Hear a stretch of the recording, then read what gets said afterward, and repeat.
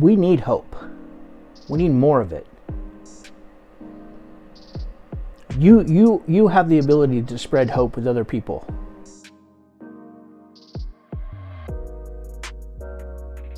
What if I shared with you 3 laws or principles that if you decided to adopt them into your life this time of year, next year in 2026, would look completely different?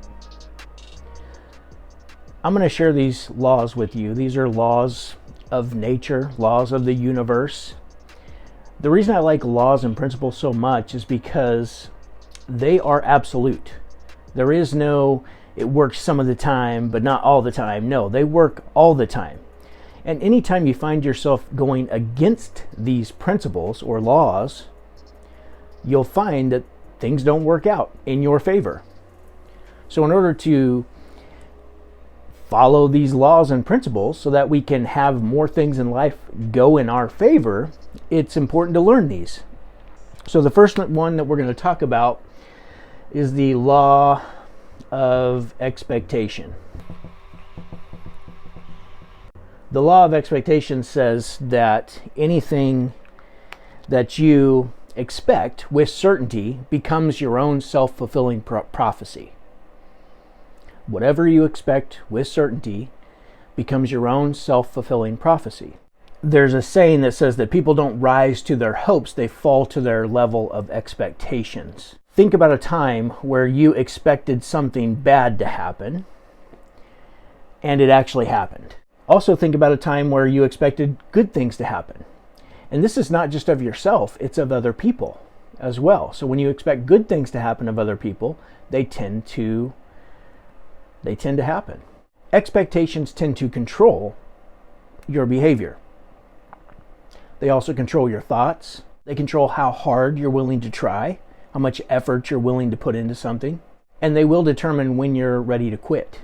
So if someone continues to expect to struggle, the struggle continues. If someone expects to achieve success, success continues. If they expect to fail, then they stop preparing. Your level of participation towards the thing you want will dissipate. We've talked about this on many different angles that I've hit this on, but it is like your self-talk, for instance. You have the type of self-talk that's give up self-talk. Like, oh, this will never happen. I'm too old. I'm too young. I don't have enough experience. I can't do that. This is all give up talk. And in that video, I talked about having a go-to statement, right? So the go-to statement is really directing the law of expectation towards the things that you really want in life. So we've got to make sure that we watch our thoughts and the way we speak and the things we talk about so that we're moving in the right direction.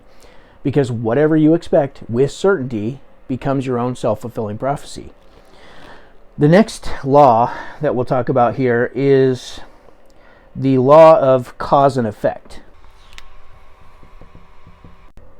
So when I talk about the law of cause and effect, we are living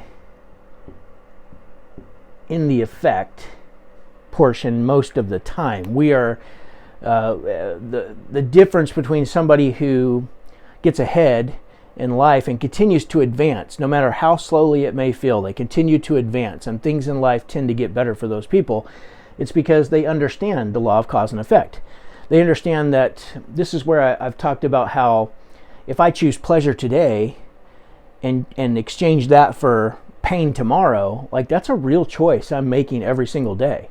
I could just not make this video and then I wouldn't be able to reach as many people as I would like to reach. That's the effect. The cause is producing the content, and sharing what I've learned and sharing the knowledge and wisdom that I've gained over the years. If I choose not to do that, then I don't get the effect that I want. So most people believe that they have no control over the cause and they're just living in the effect. It's like, well, the economy is sucking, the inflation is ridiculous, the cost of living is ridiculous, the cost of housing is ridiculous, the cost of food is ridiculous, and it's like outside of your control. And if you use that as an excuse for not continuing to advance in your life and continuing to make progress and doing things and learning new things to increase your income, then you just suffer in the effect. This is where what most people don't realize is that they created, promoted, or allowed the effect to happen. They were the cause. If I'm facing a health crisis because I've ignored my health for so many years, you caused that. This is not like, you're not a victim here. You're not a victim of, if it's something that you could have prevented or tried to prevent or just live a little healthier, then you are the cause of that. And most people do not want to hear that. Most people, as soon as they're diagnosed with anything, they use that as an excuse to not do more things. Have you noticed that? Do you have anybody in your life who got diagnosed with something and now all of a sudden they can't do certain things because now they have this diagnosis? Instead of taking back control, researching, learning about what could I do to make my circumstances or to maybe get some more favorable results in the future, whether it be change my diet, begin to exercise, reduce my stress, whatever I could do that's within my control, that's where my focus and attention needs to be. But if I just have an expectation of like, okay, this is the way it is now, well, you caused this the way that it is for a lot of different things. Now, some things are outside of our control. I'm not saying that you can't be diagnosed with something and have some weird thing happen that's just completely outside of your control. But what I do know is that if we continue to just expect things to never get better, they won't. If we continue to just live in the effect and just say this is just the way it is and not realize some of the power that we have over the cause of that effect, or learning to do the best we can with what we got. Because think about it like this, like some people were born, let me give you an example here. Okay, so here's my back scratcher. I got this in my stocking a couple of years ago at Christmas, and I have I have one next to my desk, and I have one next to on my bedstand. So anyhow, let's just say this back scratcher here. This is what I was born with, right? Like this is all my faculties. I'm fortunate enough that I was born with 10 toes, 10 fingers, 2 arms, 2 legs, my mental faculties intact, my hearing, my eyesight, my ability to speak. Like just think about how fortunate you are and all the gifts you were given that you didn't have to, you didn't even ask for. You just were fortunate enough to be born that way. So as I go through life, now, before we go any further, there are some people who are not born with all of those things. It's not their fault. For whatever reason, they were born with maybe less than you. Less of their faculties, less of their, maybe whether they're born blind or born without hearing or born without eyes or ears. Napoleon Hill in Think and Grow Rich, he talks about his son was born without ears. And the doctors all told him that he would never hear. But Napoleon Hill decided, he changed his expectation. He expected his son to be able to hear. He expected his son to be able to learn as quickly and as normally as any other normal kid with all of their faculties intact. And over time, his expectation came true. His son was able to hear through innovation and technology. And he wound up going on to be a spokesperson for that technology, for that company, to share his experience of it. So some people are not born, back to this, like some people are not born with everything that you were born with.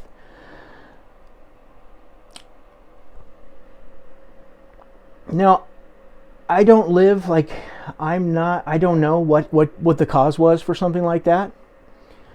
I'm sure some doctors believe that they know, but Do we really? We may not. I don't know. But I can't go through life just living in the effect of this. I've got to understand that regardless of the cause, whatever happened, I do the best with what I've got. Do the very best with what I've got. And maybe over time I can get a little bit better.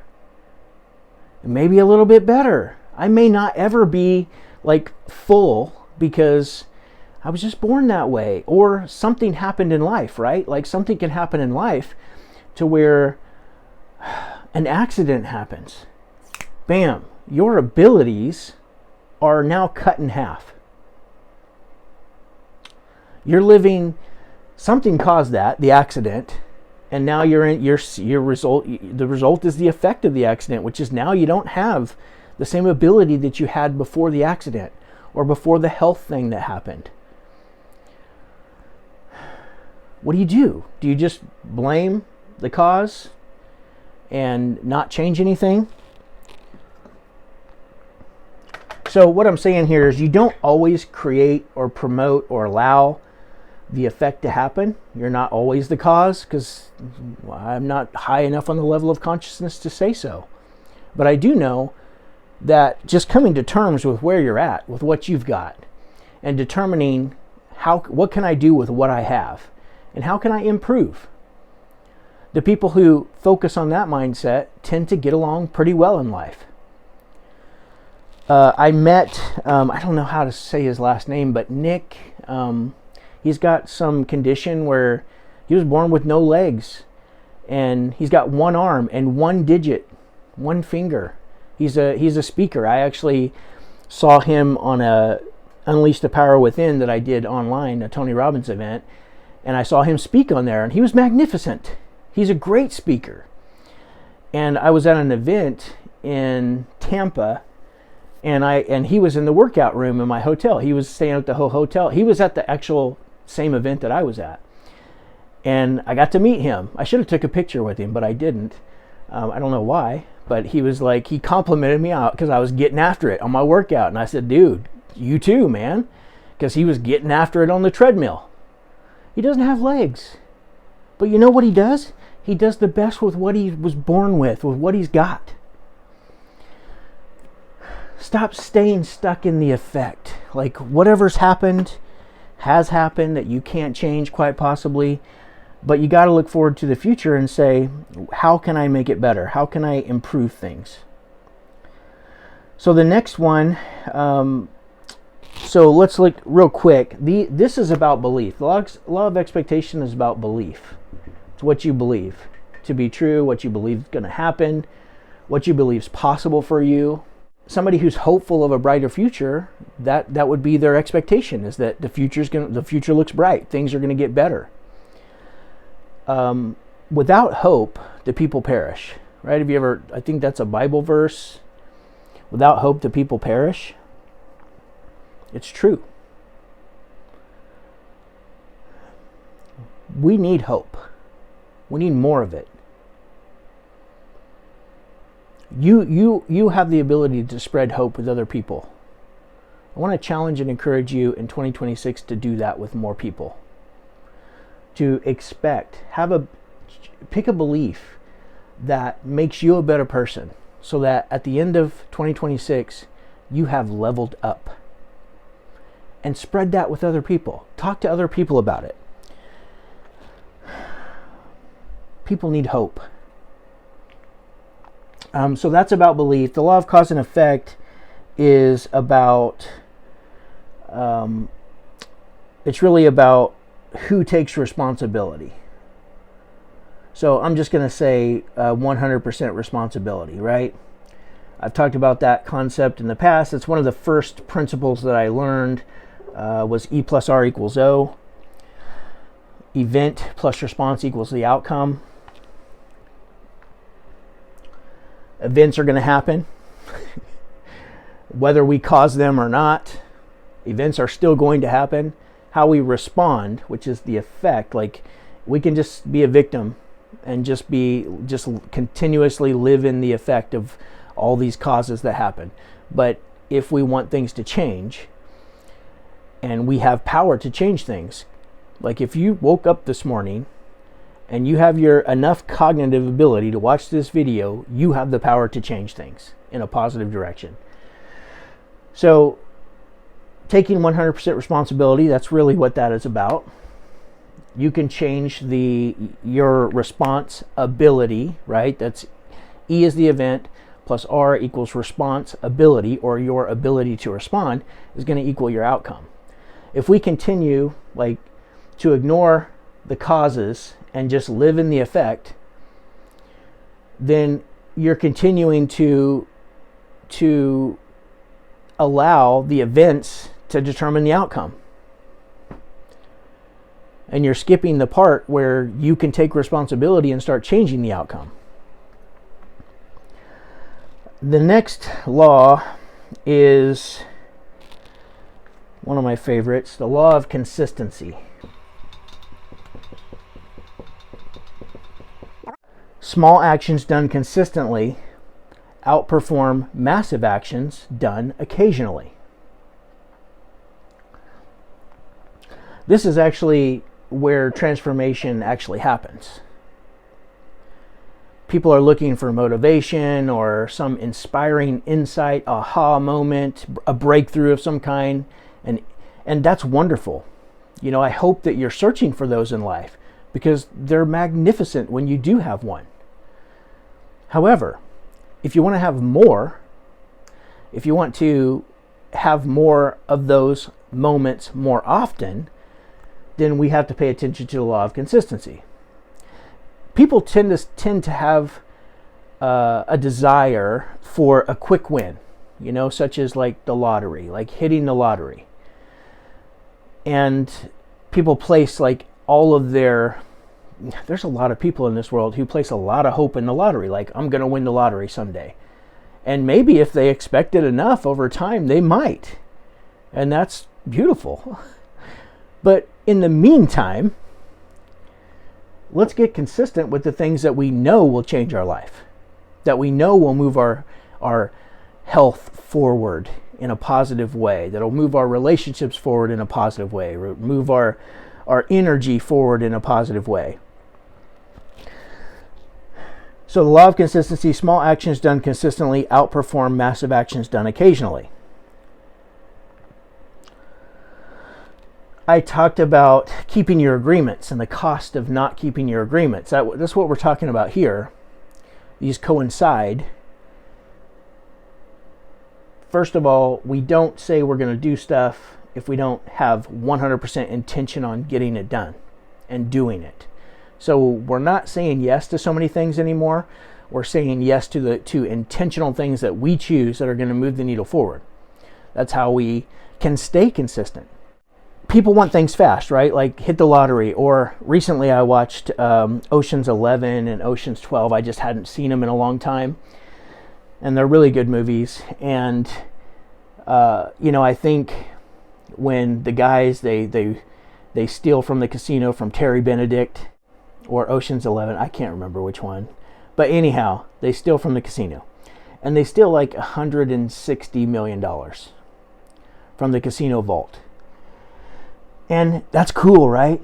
It's not cool that they're criminals and they're thieves and all that stuff. But can you imagine scoring $80 million like that?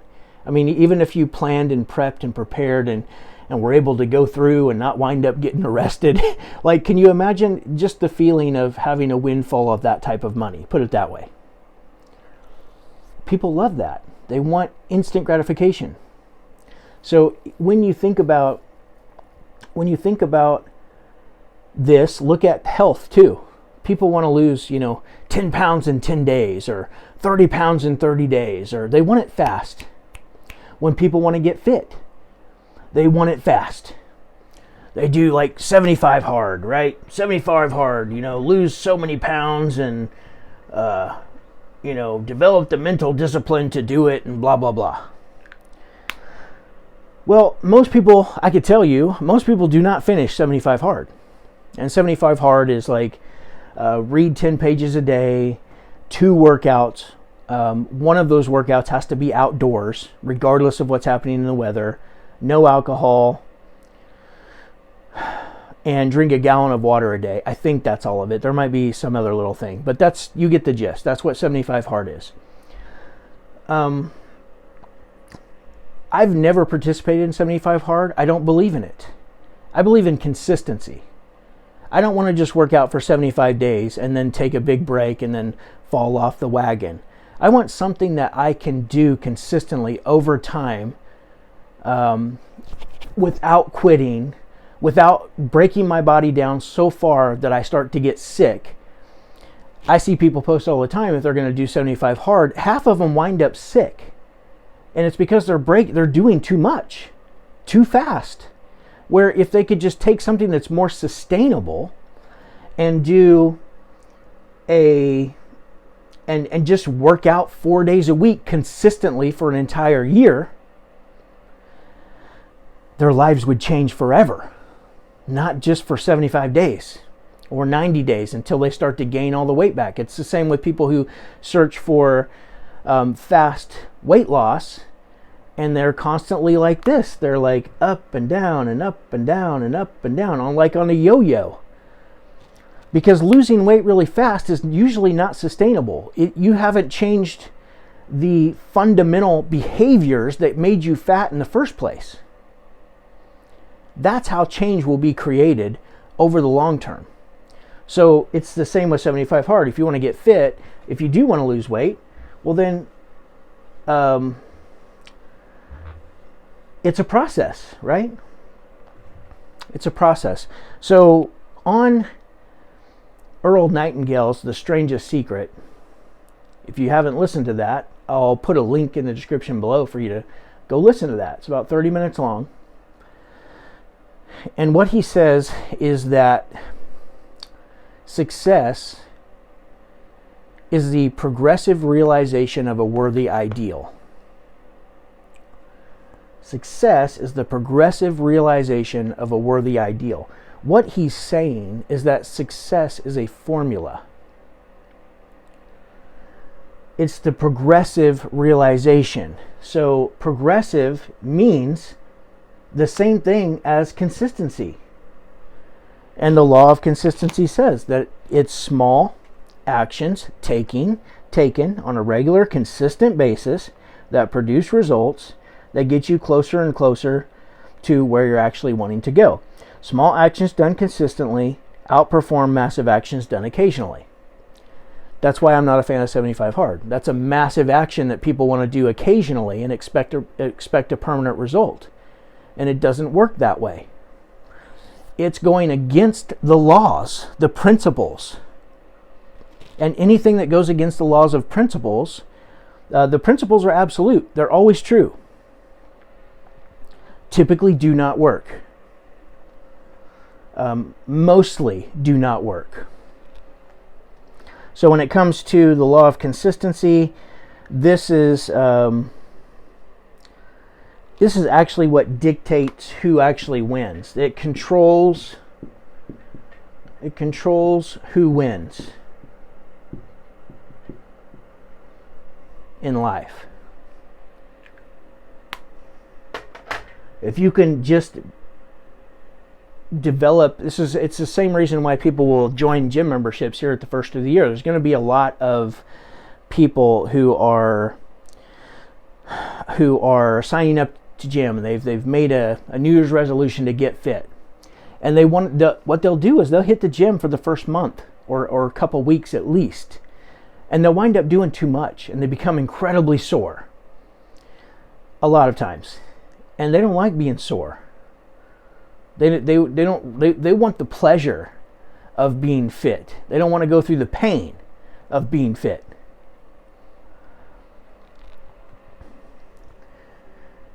They don't want to be consistent. They want fast, quick results.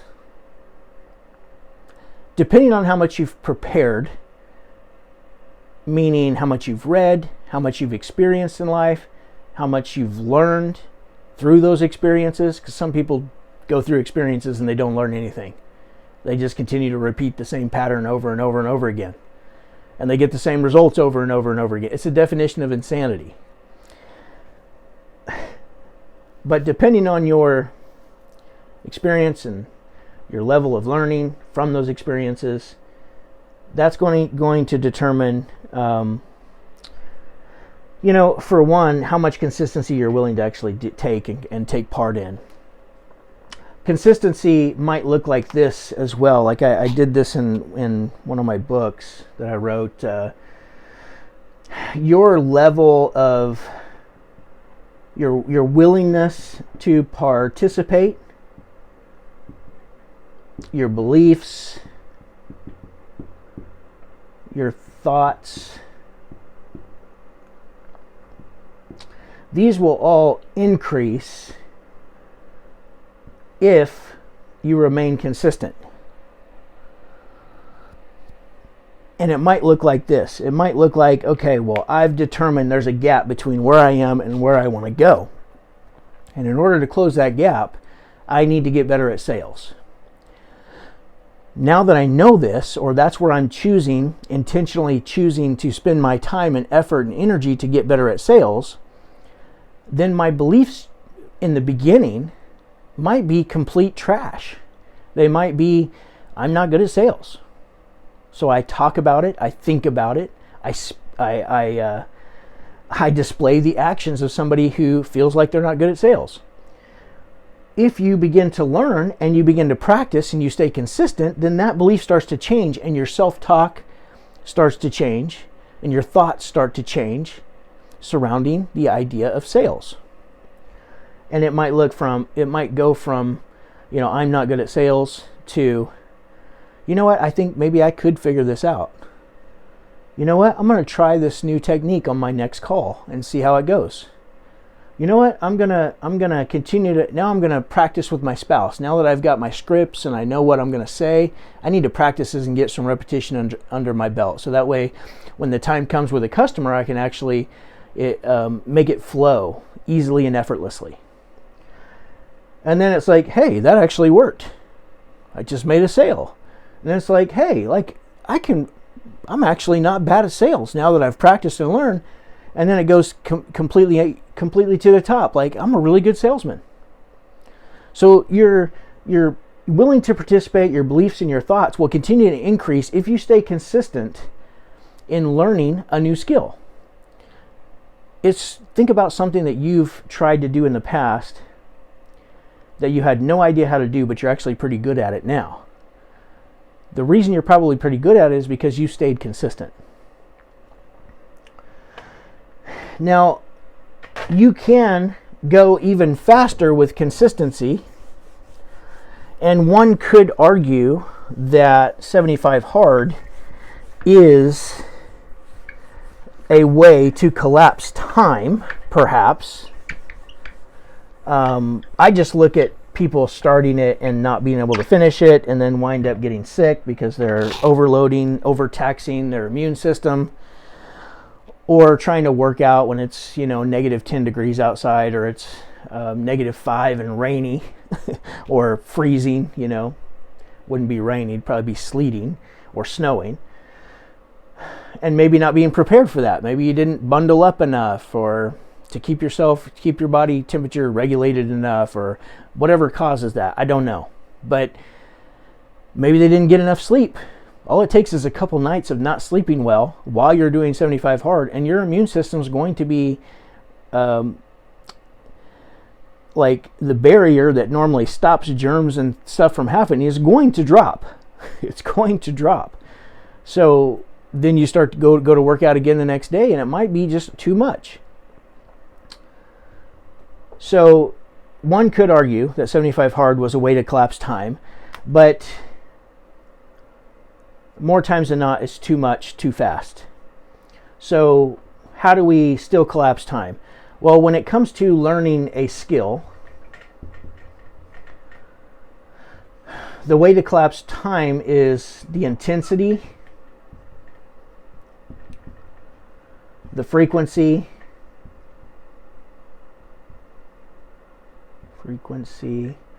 and duration. This is the key. How intensely are you studying? You could study for 15 minutes a day. You could do that.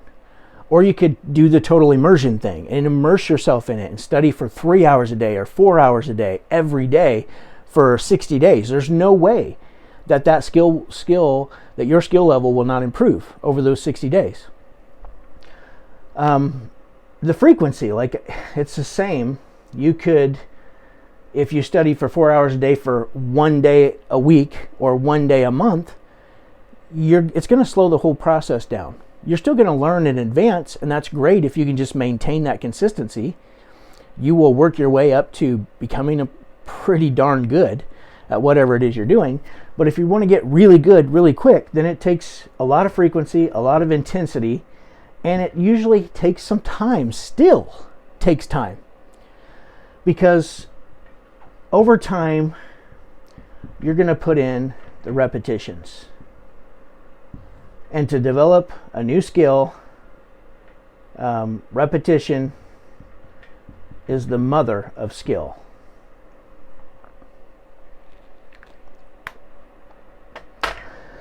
So as we close out the year, there's going to be skills, there's going to be consistency, your expectations. We got to make sure that those are in check. And it's not a one-time thing. We got to continue to check in and make sure that we're continuing to progress and keep our mind right and keep our thoughts right and keep what we're talking about right. And continuing to recommit, reset, and refocus every single week and recommit to what it is we actually want and where we're going. That is how you go from feeling stuck, inconsistent, and overwhelmed to having clarity, confidence, and momentum. You have something that you really want to accomplish. I'm sure that would be wonderful if you could accomplish it in 2026. You have, like, let's call that your North Star. Like, that's your North Star. That's where you're going. I do in one of my presentations, I show a baseball player, like he's got the bat on his shoulder and he's calling his shot. He's like, that's where I'm going. You have to do that in your own life. You have to call out where you're going. So if this is your North Star, this is west, south, east, and this is where we want to go.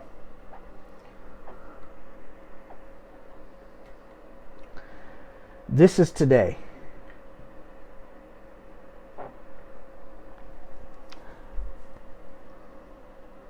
Anything above this line is either, the line is where you are today, right? And this is the end of 2026.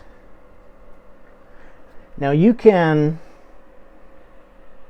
not do anything.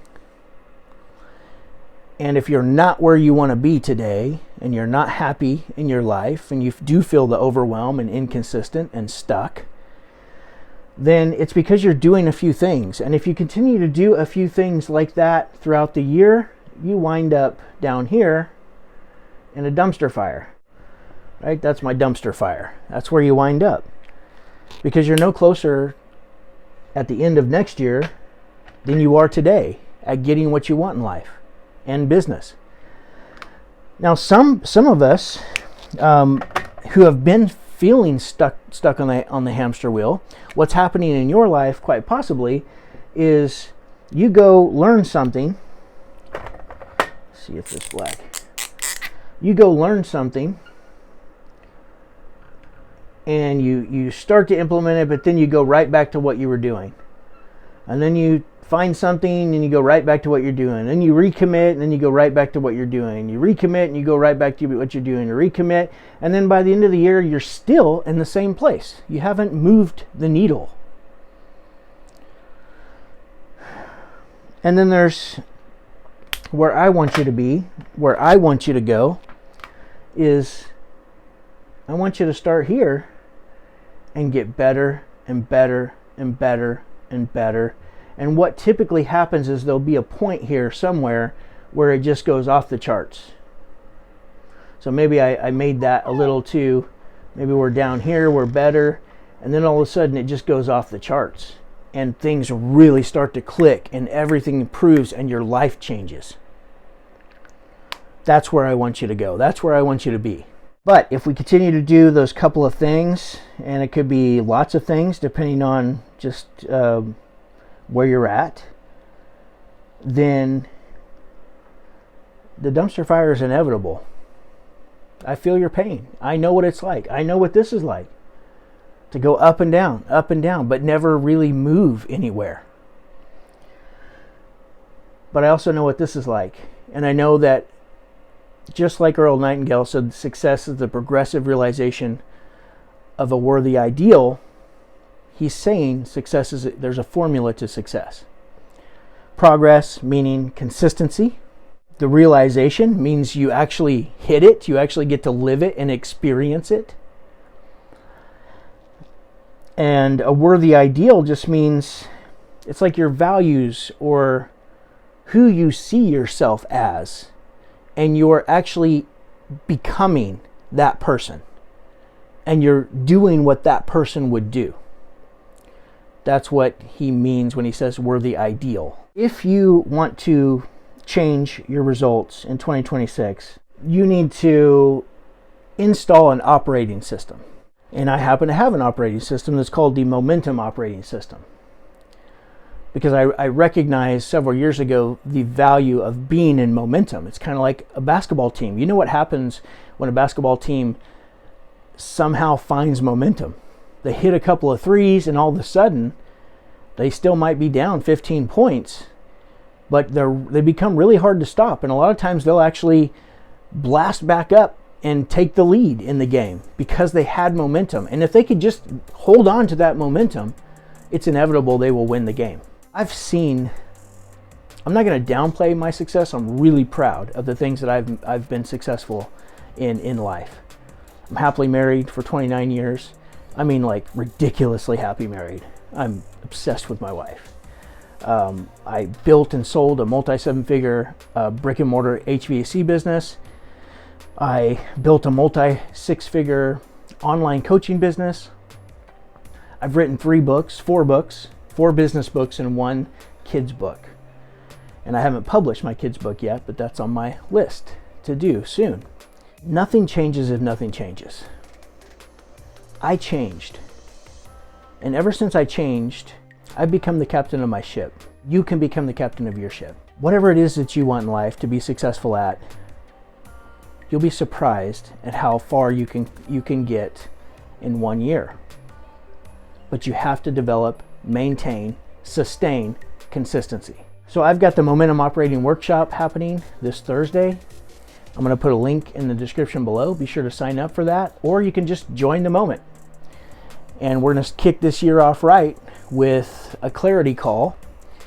And from there, we do weekly reset and refocus calls to make sure that everybody in that group is staying in momentum, building and maintaining momentum. So I will see you on the next video. I hope you found this valuable. This today, it's your moment.